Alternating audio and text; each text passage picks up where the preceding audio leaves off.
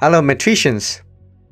Today is 29th of October, and for October we have a big release, and I'm sure all of you will know it is Neural Matrix platform with a core unit we limit as you limit as Metatron. So this is a big step forward for Matrix AI level in terms of Matrix 3.0, also known as Avatar Intelligence. And today we have the honor to invite our CEO, Mr. Owen Tao, to join this October AMA. We got over 240 questions coming from the community, and tonight we are going to have 7 questions that we screened to represent the best interest or common topics coming from these 240 questions. And the majority of them are concerning about the Metatron. As I say earlier, this is a big improvement or big release from Matrix AI level perspective, and which is kind of first of its kind in the blockchain space to have a hardware BCI open platform. Alright, so without further ado, I would like to start with our first question coming from James Lee. It is not so much related to how Matrix AI level operate, but it is an interesting question. The question goes like this: with AI's predictive capabilities, could Matrix develop systems where governance decisions are not just based on present consensus but also take into account of predictive models of future events or trends? How could the community balance the use of AI in making forward-looking decisions with the need for human intervention and oversight? It is a long question, and I would like to share on the human intervention and oversight. And for the time being, all the GPTs will require significant human intervention in order to get a quality output as per your expectation. So this is a kind of basic for the time being. But again, you are saying for the future forward-looking, I will leave it to Owen to address this question. And 陶总，麻烦你。好的，我觉得这是一个很有意思的问题啊。首先呢，就是在未来我们来做一个可以基于对结合 AI 预测以及这个人类本身的这样一个治理的体系，这个在理论上是可以实现的。而且就是 AI 对于这个未来的一些预测来给到就是治理者他们作为一个参考依据的话，其实对于这个决策的这个效果和这个治理的效率，我认为一定是可以提升的。但目前的其实问题在于，就是目前的这个大家已经在尝试做各种各样 AI 对于未来的一些预测模型的开发。目前来看呢， AI 对一些比较短期的情况预测是有一个稍微好一点的表现。对于长期的这些事件也好，或者是对于趋势预测来说的话，其实准确率还是比较差的。那么其实在我们日常应用中，其实大家可以看到，在金融领域的一些量化模型，其实很多也是在基于了 AI 对未来的一个预测能力的一个体现。所以做这样一个东西来说，我认为就是在未来随着技术进步一定是可以实现的，而且我认为也是非常有价值的。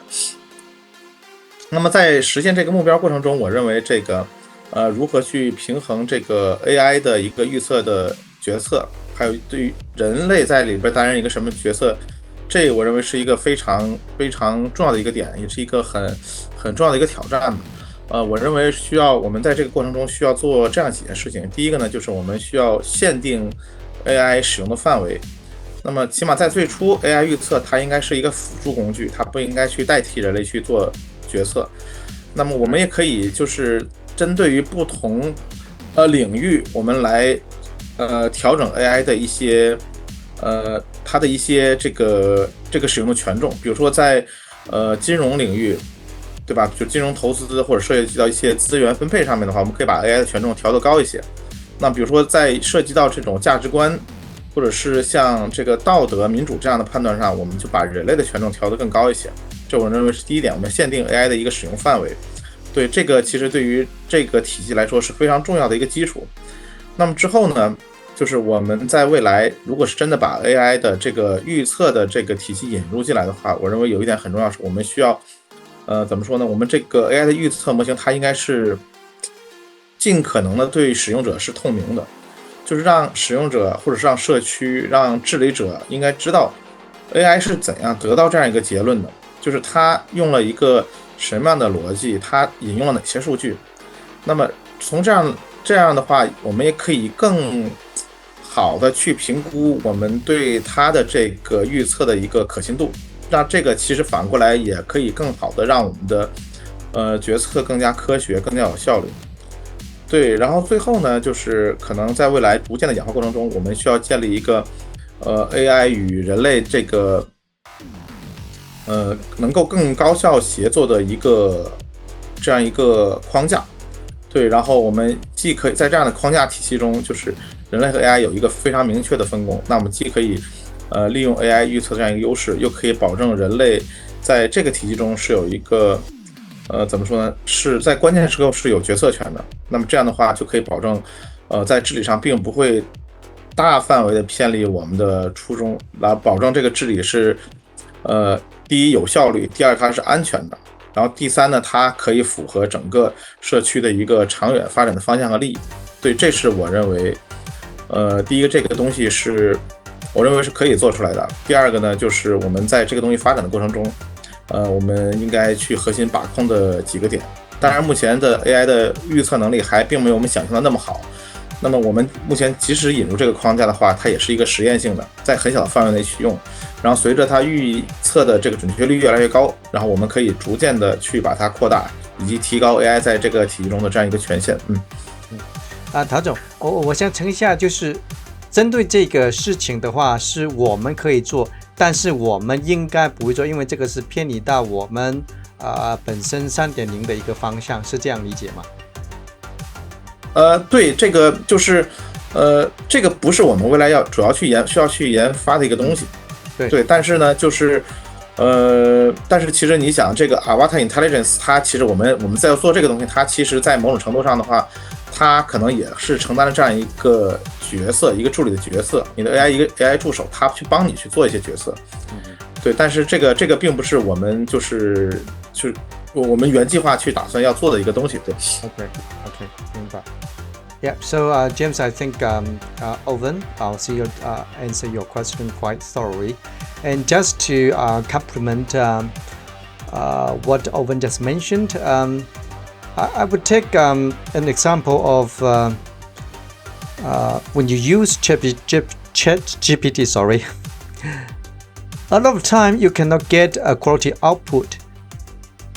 And this is because you do not have human intervention at the very beginning, meaning when you input the prompt itself, it requires a lot of steps and a lot of thinkings and a lot of kinds of communication with the GPT to tell them what exactly do you want.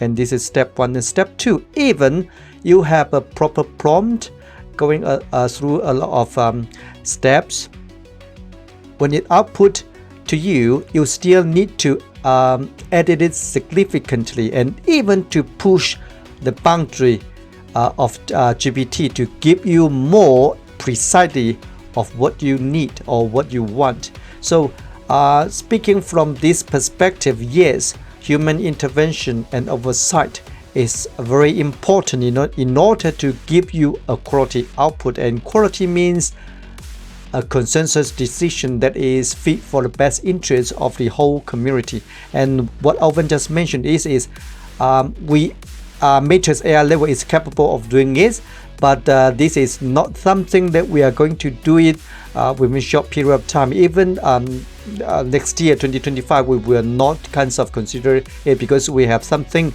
in the pipeline for the next year to develop.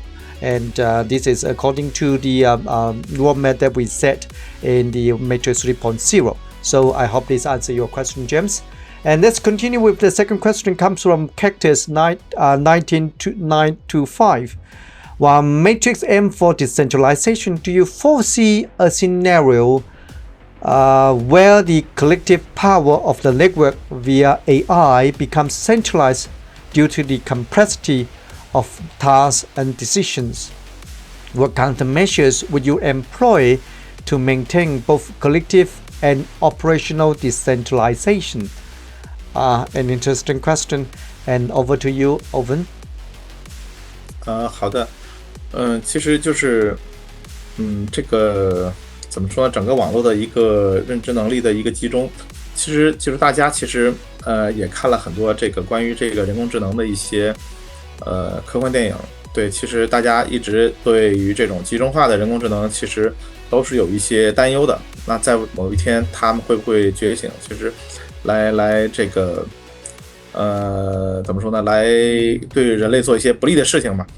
其实从我们最开始设计这个 Matrix 的时候呢，其实这是我们最初考虑的一个重点的一个方向。对，就是我们认为这个去中心化的一个人工智能体系才是一个真正安全的体系。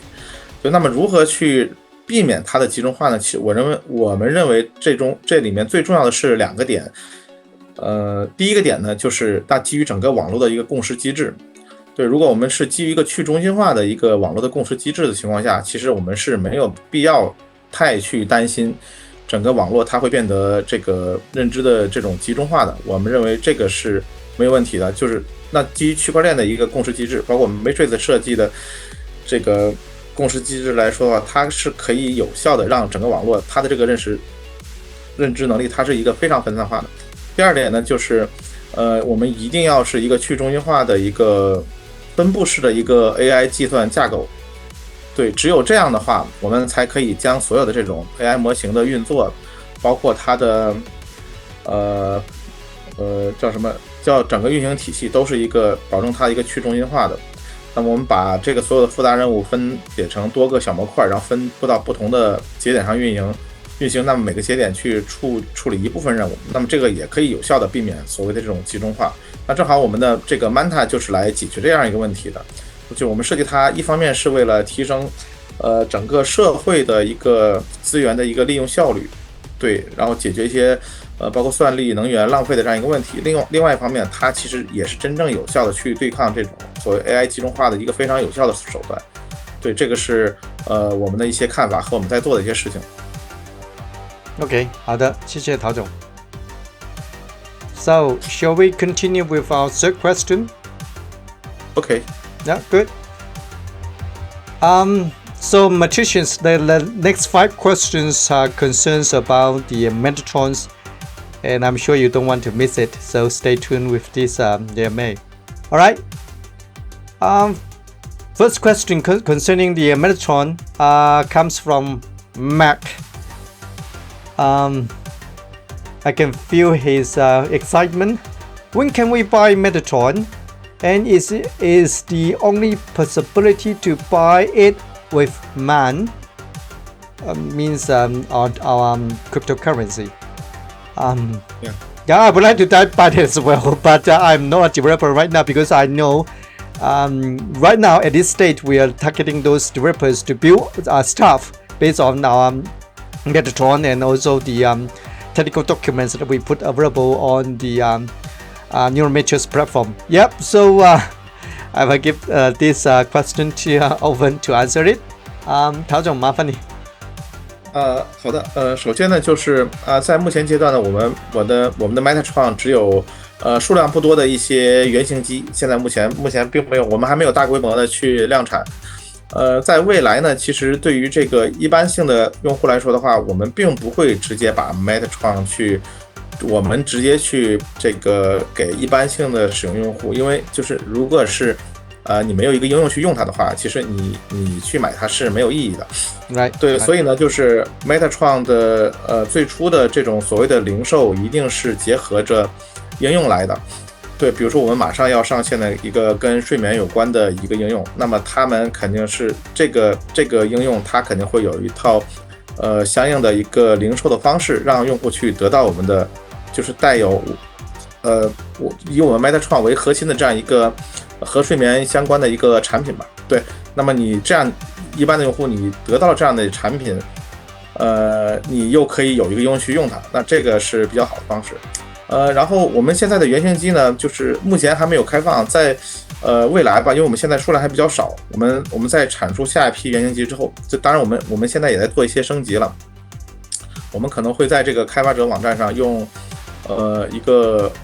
一种方式去面向开发者，就是如果你希望围绕着 Metatron 去做一些应用，脑机 AI 相关的一些应用的话，对，你可以联系我们，然后用慢来支付，来在我们这儿，在这个开发者网站上去买原型机，然后我们发给你。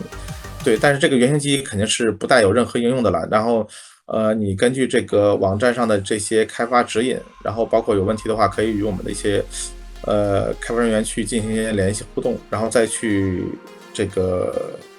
开发相应的应用。对，但目前还没有开放这个功能啊，在不久的将来吧。对，这个是 Metatron 销售的这样一个情况。对，我不建议就是普通的用户直接来买我们原型机，因为我觉得没有应用，你拿回去这个东西就是没有什么特别大的实际的使用意义。对，一定要结合应用，它才能发挥Metatron 它能给你带来的一些好处和便益。Okay, so simply put, the Metatron is not for everyday people. It's not just like a TV set or a watch that you can buy it and then you can use it right away. Instead, it's a core unit for developers to build it on and come up with applications that they think there will be a business case to make use of. So just like you build an application on iPhone. So of course you can buy an iPhone for your daily use, but this is not what Metatron is set up for. It is for the developers to build stuff with it and then to build applications that with a business case or with a use case. So this is something that slightly different from a retail perspective. We are targeting at those developers to build stuff with Metatron and with the SDKs at the Neural Matrix platform. Yeah. All right. The next question comes from Zaken. If you are building something that's truly unique in the world, yes, we are. Patent application are one of the most critical steps in that process. Yes, you are right, Zaken. Can you provide information on whether our team has filed a patent application for the Neural Matrix Open Platform and our BCI device Metatron? Owen? 是的，就是我们也在做一些相应的一些知识产权保护方面的一些工作。对，这个包括以前 Matrix 的一些核心知识产权，我们都已经做了这些工作。对，但包括接下来的 Neural Matrix 平台还有 Metatron 的这些，我们也在做这些工作。对，所以没有问题啊。Okay, the third question comes from Douglas609. Douglas, thanks for your questions. And you are loyal customers, so to speak, to AMA series. And thanks for that. What's the rationale behind capturing EEG data at a high sampling rate of 1000 Hz? How does Metatron leverage advances in machine learning, deep learning, and other AI techniques to achieve its functionality and handle complex tasks? 挺有趣，就是那这个 Douglas，真的有在看咱们的一些技术文档，它可以用到1000个 Hz 的这些数据。那相信这个数据对这个对我们从这个推广角度或者是开发者的角度来说，也是一个有趣的一个问题。麻烦陶总去帮我们解答一下好的，就是这个首先呢，就是采集的这个原理，其实我们是通过把放置在这个你看到 Metatron 吗 ？Metatron 它其实后面还要去连接一个叫做这个所谓叫电极阵列。其实大家之前可能看到我们最早放出一些 demo 的图片，包括我个人的和其他一些同事的，那其实是在头上贴了一些这个电极阵列，然后连接到我们的这个采集芯片上的。对，那么在未来的如果是这个商业化的这个产品中的话，就会把这个电极阵列放到比如说像头戴啊之类的这样的一个镶嵌进去的这样一个方式。那么对，然后非侵入式的这种电极一般就是采用一些正常的一些导电材料，比如说我们用银来做这个电极材料，那么它就可以直接捕捉到这个头皮表面的这种非常微弱的这种电信号。那么高级就是我们为什么要做了1000赫兹呢？其实就是说，我们大脑的这个脑电波它变化率非常高，它变化是非常快的，所以呢，就是它的时效性以及精度就非常重要。所以你的采样率频率越高，其实你最后采到的这种有效数据也会越多。所以我们采用了1000赫兹这样一种远高于这个市面的一些竞品的这样一个频率。对，这也是我们非常独特的一些技术手段吧。我们可以采集到这么高的这个用这样高频率来采集用户的这个脑电波信号。然后在此之上呢，就是采到脑电波信号之后，其实它里面有大量的这种无用的信号和噪音。对，所以我们在 Metatron 里也集成了像滤波器和这种噪音抑制模块，对，来滤出一些低频的这种没有用的这种我们叫做伪计噪声。比如说我在这个 Metatron 的时候，其实我手机在旁边的时候就会产生干扰，对，或者是就是我在电脑前，包括一些电源线这些，它们其实都是有微弱的电波发出来的。那这些东西其实都会对采集结果进行干扰。那么我们就会采用一些滤波器和这种噪音抑制模块，把这些东西先进行第一步的滤除。对，然后在我们采集到这些数据之后呢，我们要把这个模拟数据转换成这个数字型号，然后之后呢，我们再用这种快速傅立叶变化来提取这个我们采集到的这些 EEG 数据中的进行一些处理，包括这种特征频率特征的提取，然后包括滤波，对，然后用这些我们来识别我们大脑的运作模式，然后来分离出我们想要的数据。比如说我现在注意力是集中不集中，我现在睡眠是一个什么样的状态。对，这个是就是我们用这个1000赫兹的这个频率来采集脑波的一个基本的原理。 OK 谢谢曹总。So the next question comes from Gian0. This is related to what Owen just mentioned earlier. How does your device perform on standard benchmark tests for EEG accuracy and noise reduction compared to other commercial devices? What are the implications for using Metatron for applications requiring a more holistic understanding of brain activity?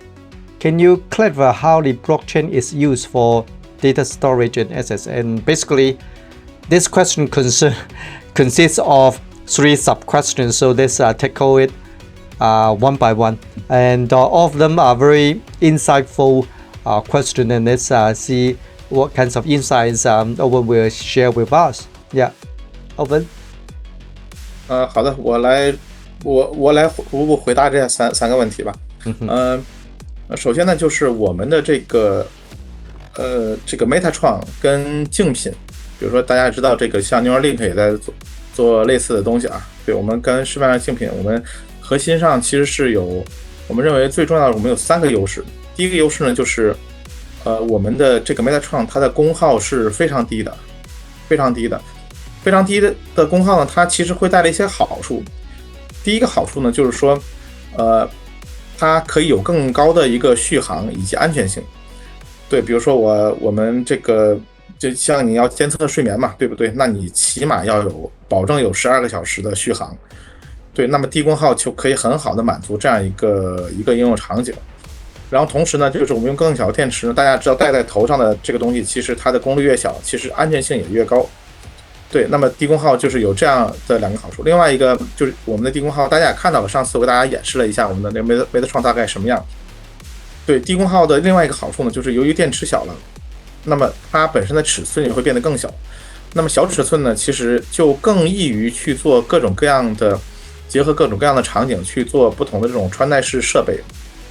就我们常用的这个场景，比如说我们可以在头上，去采脑电波。其实它还有很多其他应用场景，比如说它可以采集这个肌电，对吧？就是你肌肉电波的一些反应。比如说比如说中国的这个奥运的这个拳击队就在用这个 Metatron 的这个芯片去矫正他们的一些这个拳击时的一个运动的一个肌肉使用场景。对，那么它其实很小的东西，我可以带在身上，包括你未来可以定制一个全身的这样的一个叫什么紧身衣，对，它可以监控到每一块肌肉运动的场景。那设备越小，其实你放在身上、放在头上、放在胳膊上，就是你没有什么异物感，那么可以更好的去扩展它的使用场景。对，这是我们的第一个优势，就是因为它功耗很低，那么所以它的尺寸也很小。第二个优势呢，就是它有一个非常好的一个性能。这其实大家也就是看到我们的文档中其实有些数据嘛，比如说我们有1000赫兹的这样一个采样率，对不对？那么我们的主要的核心性能有这样几点。第一个就是它首先保持了一个医疗器械级别的这样一个性能精度，对，然后它关键的这个指标噪声其实低于这个5微伏，那么其实这个是比市面上的其他的这个竞争对手起码是要低了20%左右的这样一个水平。对，然后它的共膜的抑制比大于100 dB， 对，这个大概也比市面上的这个其他的竞品要好到20%到30%。那么在这个1000赫兹的采样率下，它的有效带宽也是很高的，可以从 0.16 赫兹一直到250赫兹，那么可以覆盖像脑电、肌电，它也可以做心电的这样一个监测，那么它就有很丰富的一个应用场景。在未来呢，其实我们还有一个新的一个就是第三个就是特点，就我们现在是做了一个5通道嘛，在未来我们打算就下一阶段我们可能会上一个11通道的一个产品，就是它可以更好的去同时监测到全脑的一个怎么说一个脑电数据。因为现在5通道其实它更多的是我们只能去采前额叶或侧叶或者后枕叶这样的一个数据，那么11通道就可以同时去采全脑。那么对于这个未来我们想去做的一些需要全脑数据的这样一个应用来说的话，其实是一个更好的选择。因为5通道是没有办法去满足这样一个，或者更少通道是没有办法去满足这样一个诉求的。对，5通道同时采多个点的话，它的数据就会非常不准确。那么下阶段也会推出11通道。对，这就是我们和其他的竞品相比，我们就有3个优势。第一个呢就是功耗低，同时也尺寸小，然后呢第二个性能高，第三个呢就是我们是一个非常多通道的一个高频采集。对，这是我们跟其他的相比的这样一个特点。对，那么所以呢，就是使用 Metatron 的话，就是因为它的多通道和高频率采集，其实它去采集我们大脑的这个数据就会更丰富也更准确。那么其实对于我们去了解我们的大脑，其实以及使用我们的脑电波去做一些应用的话，就会有一个更好的表现。那么最后说这个区块链它的作用是什么？就是我们因为脑电是一个非常隐私的一个数据嘛，我们对于这个脑电的数据其实采集它的数据存储分为2块的。第一块呢就是核心的数据其实并不会存在其他地方，核心的数据其实是存在你的终端里。比如说把 Metatron 连到你的电脑上使用，那数据是存在你的电脑上的，或者是把你的这个 Metatron， 我们现在可能未来会有些 App 上线，那么它就存在你手机里。那么最核心的数据其实是在你的这些地方。那么我们会把这个脱敏的数据去上传到这个区块链上，用分布式的方式去存储。那么这里面其实并不需要你所有的完整的数据了，我们会把一些关键特征值的一些数据去上传上去，供未来的一些应用使用。所以用这种方式呢，一方面保护用户的这个数据的隐私，第二方面可以把一些数据分享出去给其他的应用来使用。那么同时呢，就是在未来的话，这个所谓的数据提供者也会获得相应的这种，比如像 token 激励啊这样一些回报等等等等。对，这个是我们的关于数据管理和使用的这样一个体系。Yep, right. Actually, when you look at Metatron, when you look at the neural matrix platform related information or materials, you'll be amazed how much we have been done behind the scene and how complex it is. That's based on the answer a few seconds ago by Owen. And when you're looking at these amazing technologies and its capabilities, you won't be bothered that much whenever you see that there is a price drop or things like that, or there is any FOMOs and any FUD, things like that. I would suggest when your heart is not calm,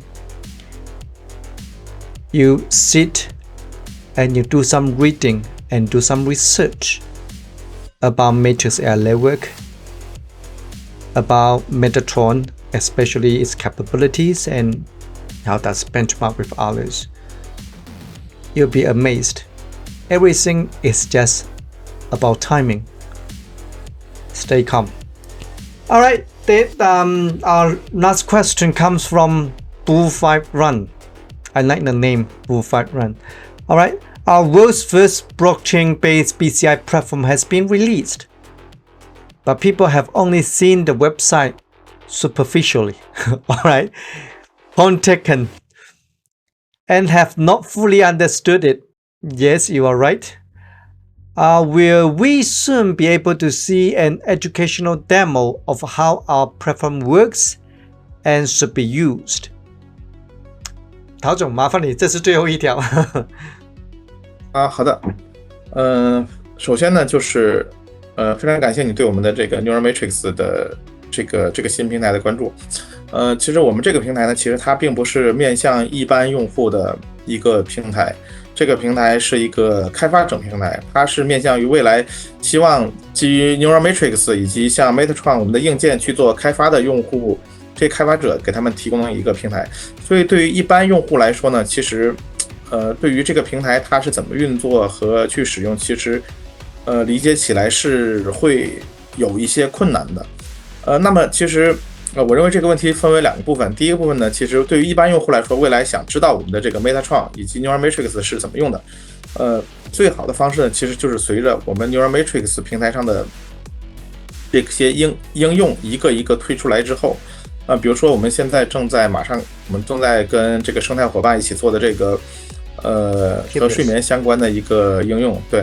那么当你去使用了这个应用的时候，你就大概的你可以更直观的去理解这个 Neural Matrix 以及 Metatron 它是怎么去运作的这样一个原理。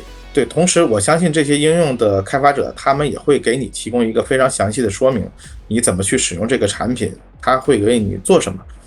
对，这是面向于这个普通消费者的用户的一个说明，我认为这样是最好的。因为你单纯的去看开发者平台，我们去给你做一些说明，其实你也很难去理解这个平台它的意义以及它能为你带来什么。对，那么第二部分呢，其实对于开发者，因为我们这个平台也是刚刚上线了，我相信我们的各方面的说明和文档肯定还有很多不足的部分，我们也会在未来逐渐的去丰富我们的文档。对，以及可能在未来我们也会去当我们把目前的工作做完，我们也会去花时间去看看是不是可以做这样一个视频，更好的去指引开发者去使用我们的开发工具，更好的去使用我们去预设的这些算法，包括去使用我们的去结合 Metatron 去开发一些更有意义的、更有意思的这样一些应用，去给更多的人去用。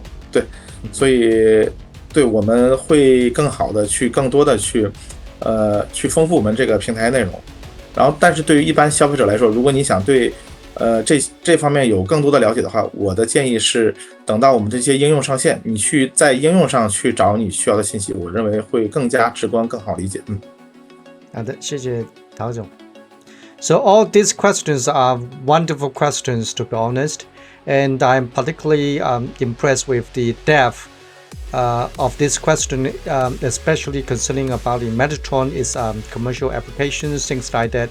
So as usual, we will pick one that is most inspiring of these 7, excluding those sub questions. Owen, 麻烦选一下最有启发性的一条问题。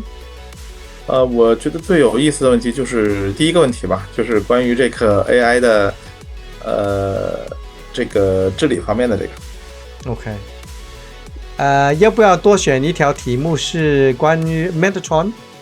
我还想选，对，我也是这样说，我还想选这个Douglas 跟Gian他们关于这个开发方面的一些提到的一些问题，我可以选3条吗？OK， 一共3条。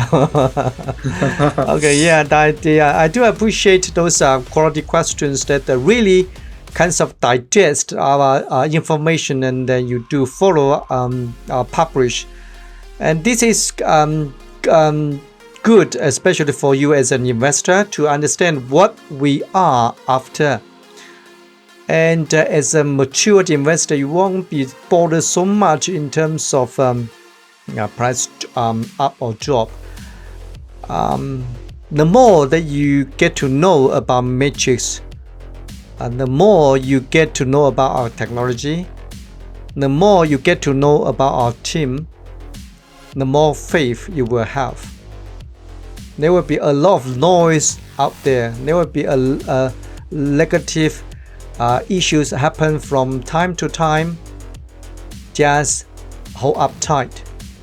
You don't have to worry about like other projects running away or have false hype or overhype.